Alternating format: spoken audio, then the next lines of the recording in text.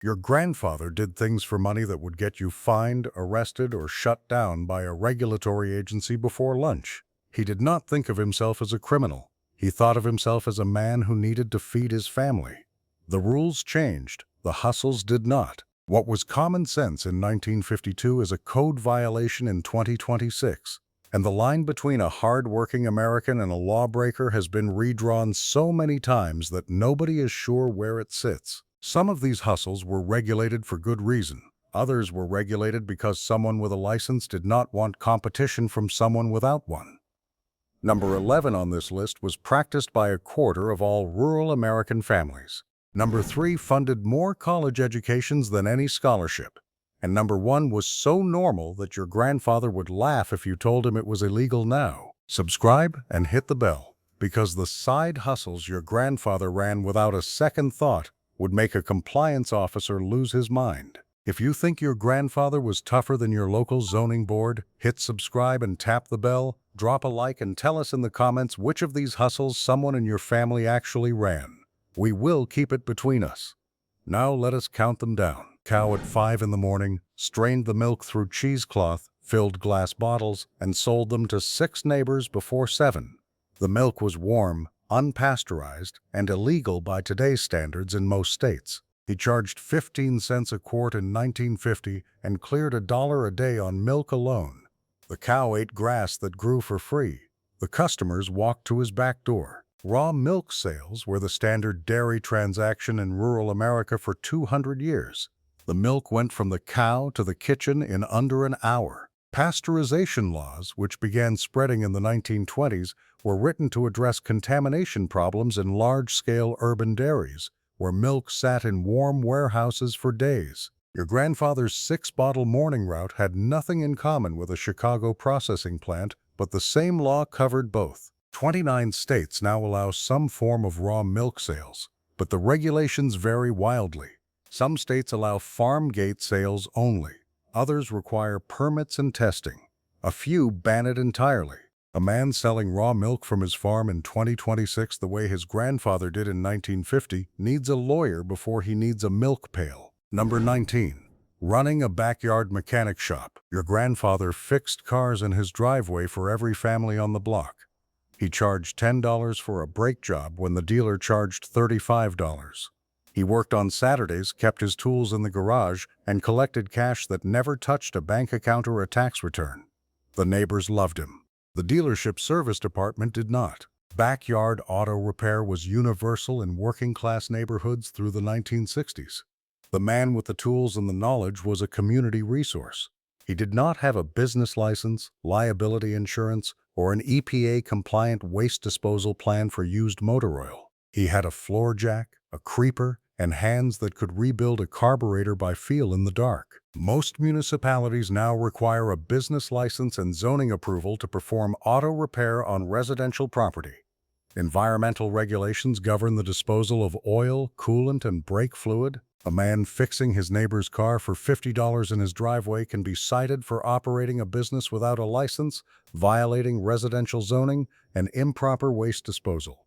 The car gets fixed either way. The paperwork is the only thing that changed. Number 18. Building an addition on the house without a permit. Your grandfather needed a 3rd bedroom when the 4th child arrived. He framed the walls on a Saturday, roofed it on Sunday, and had the drywall up by the following weekend. He did not pull a building permit because the concept barely existed in most rural and suburban communities before the 1960s. The room was square, the roof did not leak, and the family had space. That was the only inspection that mattered. Unpermitted construction was standard practice for most of American history. Men built their own houses, barns, sheds, and additions using skills learned from their fathers.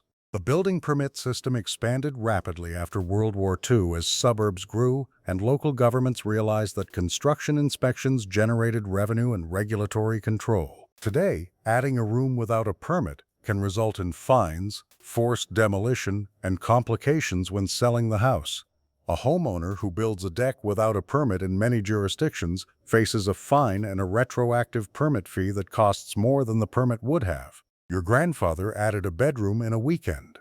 A modern homeowner spends 6 weeks waiting for the permit before picking up a hammer. 1933, your grandfather kept making whiskey in the barn because his was better than anything the liquor store carried, and his customers agreed. He sold pint jars for $2 each to men he had known for 20 years. The operation was small, the product was clean, and the revenue kept the property taxes paid through the winter. Home distillation has never been legal in the United States without a federal permit, and the permit process was designed for commercial operations, not a man with a copper pot still and a bag of corn.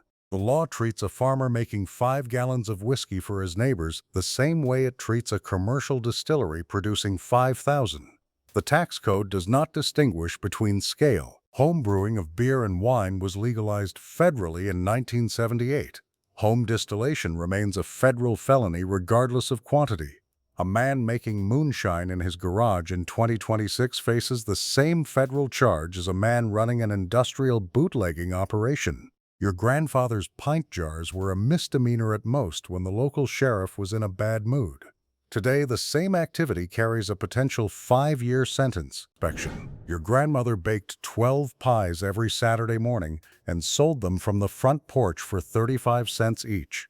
Her kitchen was the same kitchen where she cooked dinner for 6 children. There was no health department inspection because nobody thought to inspect a woman selling pies to her neighbors. The pies were good. The customers came back. That was the regulatory framework. Home baking for sale was a standard income source for women across America through the 1960s.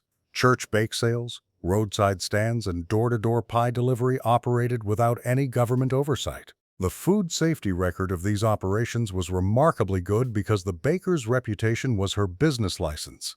A woman who made someone sick would never sell another pie in that town. Cottage food laws now allow home baking for sale in most states, but with restrictions your grandmother would find absurd.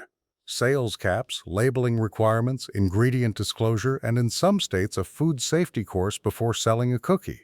Your grandmother sold pies for 30 years without a complaint. Burning trash in the backyard. This one is not a hustle in the income sense, but it saved your grandfather real money every week. He burned the household trash in a barrel in the backyard because municipal trash collection either did not exist or cost money he preferred not to spend.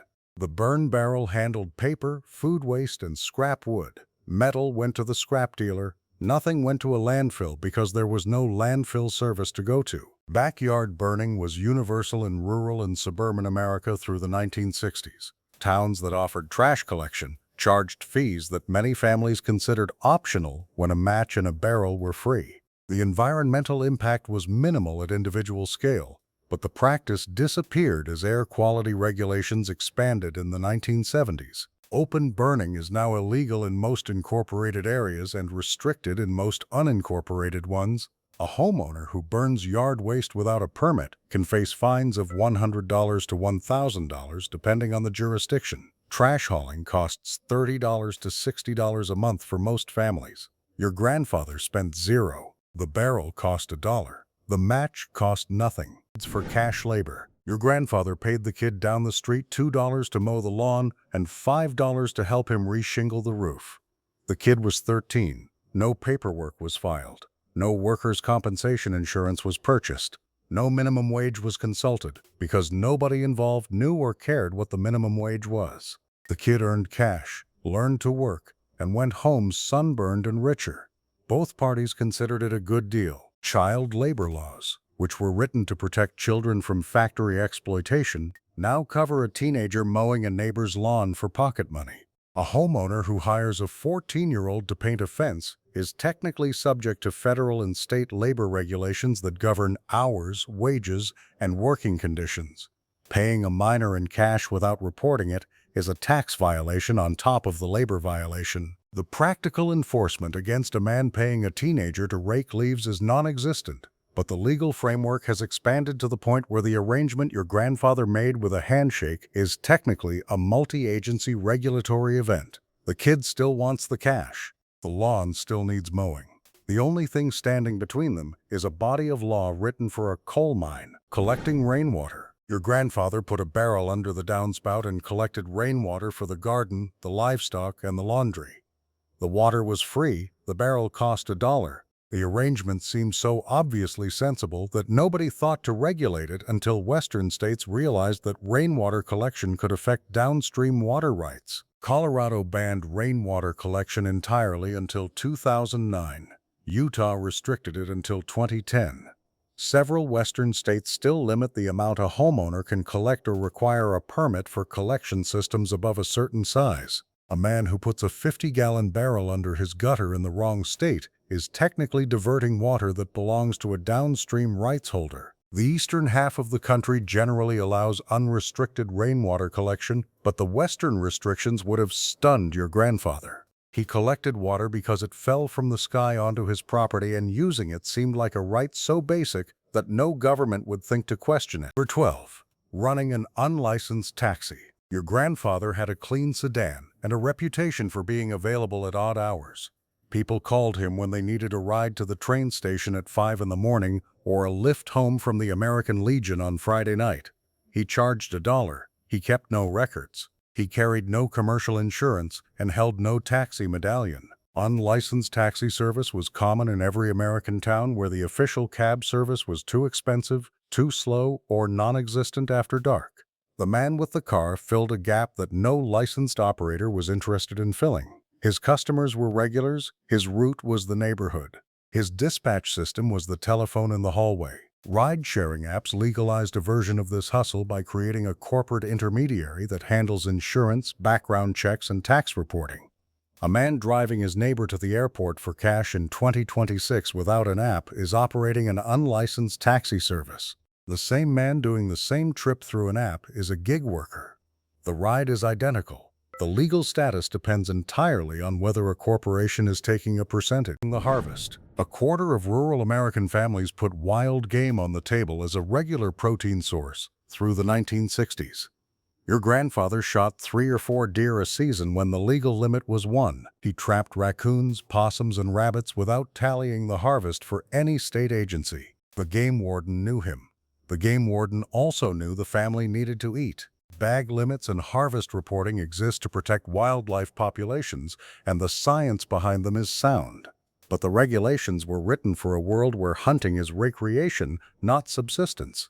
Your grandfather was not hunting for sport. He was filling a freezer. The distinction mattered to him even if it did not matter to the statute. A modern hunter who exceeds the bag limit faces fines, license revocation, and potential criminal charges. The penalties have increased sharply over the past 40 years as conservation enforcement has expanded. Your grandfather fed his family on venison he shot without filing a form. Today the form comes first, and the family eats whatever the limit allows. Number 10. Naunting used motor oil on the back 40. Your grandfather changed the oil in his truck, his tractor, and the neighbor's car every 3 months. The used oil went into a 5-gallon bucket. The bucket went to the back corner of the property where he poured it on the ground or into an old pit. He had been doing this since he bought the property, and so had the man before him.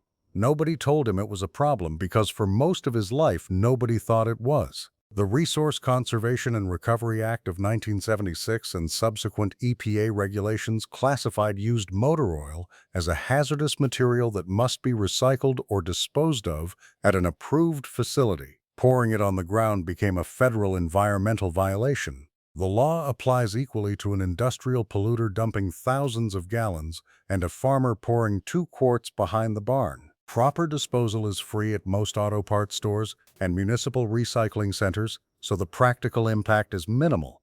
But the regulatory shift represents a broader change. Activities that were invisible to the law for generations became federal violations within a single decade. Your grandfather did not become a polluter. The definition changed around him. Number 9.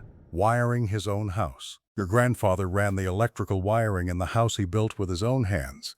He did not have an electrician's license. He did not pull a permit. He wired the panel, ran the circuits, installed the outlets, and turned on the power. The house did not burn down. The lights worked. And the inspector, who did not exist, never had anything to say about it. Owner-performed electrical work was standard across rural America through the 1950s. The local power company connected the service line, and the homeowner handled everything on his side of the meter. The skill was passed from father to son, and the quality varied, but the houses stood, and the wiring worked often enough that the arrangement persisted for decades. Most states now require a licensed electrician for anything beyond changing a light fixture. A homeowner who wires a new outlet in some jurisdictions needs a permit and inspection. Your grandfather wired his house in a weekend. A modern homeowner wires a garage and waits 2 weeks for an inspector who charges $150 to confirm the work meets code. Number 8. Selling cigarettes loose or by the pack across state lines. Avoid state lines. Your grandfather bought cartons in North Carolina for $1.50 and sold individual packs in New York for 30 cents each, pocketing the difference between low-tax and high-tax states. A carton contained 10 packs. He sold each pack for 30 cents and earned $1.50 in profit per carton. 50 cartons per trip was $75, earned on a weekend drive. State cigarette tax arbitrage has existed as long as states have taxed tobacco at different rates. The practice was widespread, casual, and barely enforced at the individual level through the 1970s. A man bringing back a trunk full of cheap cigarettes from a southern road trip was breaking the law, but the law was not looking for him. The PACT Act of 2009 made it a federal offense to sell cigarettes in violation of state tax laws and added shipping restrictions that closed the mail-order loophole. Penalties now include fines of up to $10,000 per violation. Your grandfather's weekend cigarette run is a federal case in 2026. The cigarettes still cost less in North Carolina. The profit margin now comes with prison risk. Number 7. Operating a home-based slaughterhouse. Wiwe tus por siwers kiada gugdasior. Your grandfather killed his own hogs, chickens, and cattle on his property and sold the meat to neighbors. He slaughtered on a clean concrete pad, hung the carcass in the barn, and butchered it on a wooden table that he scrubbed with bleach. No USDA inspector was present, because USDA inspection was required only for meat sold in interstate commerce, and your grandfather sold across the road, not across state lines. The Federal Meat Inspection Act has been expanded since 1967 to cover more categories of sale. Most states now require any meat sold to the public to be processed in a USDA-inspected or state-inspected facility. A farmer who slaughters a hog and sells cuts to his neighbor faces the same regulatory framework as a commercial packing plant. Custom-exempt slaughter, where the animal is killed for the owner's personal use, remains legal without inspection in most states. But selling that meat, even to a neighbor who has known you for 30 years, requires either a licensed facility or a carefully structured arrangement like a herd share. Your grandfather sold pork chops over the fence. His grandson needs a processing plant and a food safety, a pistol for business protection. Your grandfather ran a cash business, whether it was a gas station, a corner store, or a weekend hauling operation. He kept a revolver under the counter or in the glove box. He did not have a concealed carry permit because his state did not require one until sometime after 1970. The gun was there because the cash was there, and everyone involved understood the arrangement. Open carry and concealed carry were largely unregulated in most of the United States through the first half of the 20th century. A business owner carrying a firearm for personal and business protection was not making a political statement. He was being practical. The police response time in a rural area was measured in hours. The revolver's response time was immediate. Concealed carry laws now vary by state, from permitless carry to may-issue systems that effectively prohibit it. A business owner who carries a firearm in a restricted jurisdiction without a permit commits a criminal offense. The cash is still in the register. The neighborhoods are no safer. But the man behind the counter now needs government permission to protect what he earned. Number 5. Renting a room without reporting the income. Your grandfather rented the upstairs bedroom to a mill worker for $5 a week, collected the cash every Friday, and did not report a dollar of it on his tax return. The boarder had no lease. The income had no paper trail. The arrangement was between two men who shook hands and kept their word. The IRS did not know about it because nobody told them. Unreported rental income was so widespread through the mid-20th century that the IRS had no practical way to estimate how much tax revenue was lost. The boarder paid cash. The landlord spent cash. The money circulated without ever touching a bank account or generating a 1099. The underground economy of room rentals was enormous and entirely invisible. Rental income is now reportable on Schedule E regardless of amount. Payment platforms and bank deposit monitoring have made cash-only arrangements harder to maintain invisibly. A homeowner who rents a room for $800 a month and fails to report the $9,600 in annual income is committing tax evasion. Your grandfather's $5 a week would be $260 a year in unreported income. The IRS was not looking for $260 in 1950. Their tools are better now. Number 4. Selling prescription drugs to the neighbors. Akuanin, your grandmother received a prescription for 60 Milltown tablets, took 30 for her nerves, and sold the remaining 30 to 3 women on the block for 50 cents each. The women had the same anxiety their doctor would have prescribed the same pill for, but they did not have the money or the time for a doctor's visit. The pills changed hands over coffee at the kitchen table. Sharing and selling prescription medication was casual and widespread in the 1950s and 1960s. The drugs that moved most often were tranquilizers, barbiturates, and amphetamines, all of which were prescribed freely and regulated loosely. The line between sharing a remedy with a friend and distributing a controlled substance was not a line anyone recognized at the time. The Controlled Substances Act of 1970 made it a federal offense to distribute prescription drugs without authorization. Selling a single pill to a neighbor is now a felony in most states. The woman who gave her friend a Valium in 1965 was being neighborly. The same exchange in 2026 carries a sentence of up to 4 years. The pill is the same. The legal category around it shifted completely. Number 3, mine is a cash business and reporting nothing. All my reporting gets talk right. Your grandfather painted houses, fixed fences, hauled junk, and plowed driveways.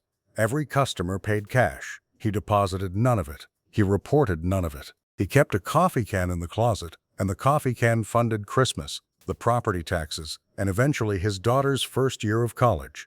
The IRS did not come looking because his income was too small and too scattered to trigger any audit. The cash economy in mid-century America was massive. Economists estimate that unreported income represented 8 to 12% of GDP through the 1950s and 1960s. Millions of men ran side operations that generated $2,000 to $5,000 a year in untaxed cash. The money was real. The paperwork was non-existent. The IRS reporting threshold for payment platforms dropped to $600 in recent years. Bank Secrecy Act requirements flag deposits over $10,000 and patterns of structured deposits below that amount. A handyman in 2026 who deposits his cash earnings is generating a paper trail that his grandfather never created. The work is the same. The visibility is total. Your grandfather's coffee can was an offshore account by today being a well without a permit. Your grandfather needed water. He picked a spot, dug a hole, and kept digging until he hit the water table. He lined the well with stones, built a pump housing, and the family had water. No permit, no well driller's license, no water quality test filed with the county. He dug it on Tuesday and the family was drinking from it on Thursday. Private well construction was unregulated across most of the United States until the Safe Drinking Water Act of 1974 and subsequent state-level regulations imposed permitting requirements, setback distances, and construction standards.